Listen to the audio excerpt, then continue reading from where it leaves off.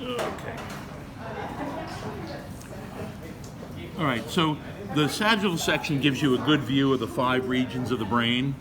So there's your myelencephalon back here, metencephalon, which includes the pons right here, which is the floor of the metencephalon, and the cerebellum, which is the roof of the metencephalon. And then the structure inside here is the arbor vitae.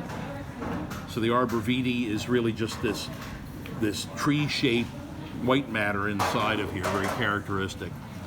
Then this is the tegmentum, which is the floor of the mesencephalon, and here is the roof of the mesencephalon, which you saw when you spread the things across.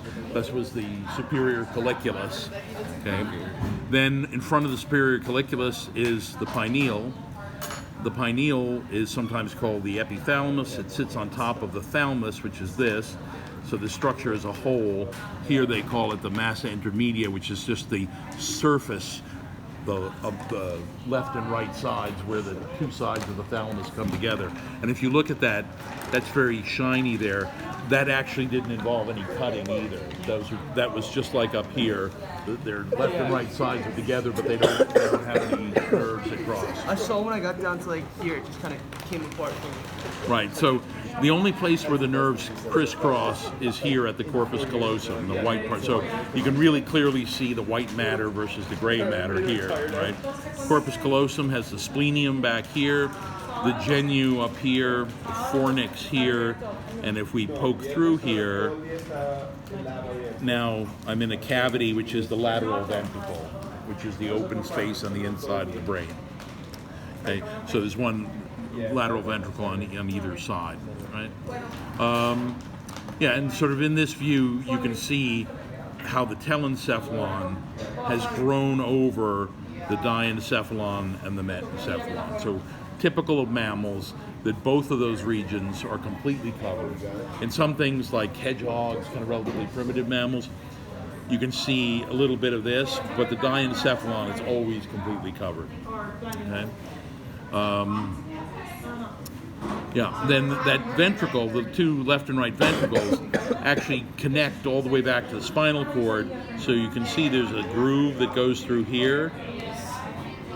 So we go through the 3rd ventricle, the cerebral aqueduct, and then out into the central canal of the spinal cord. Right?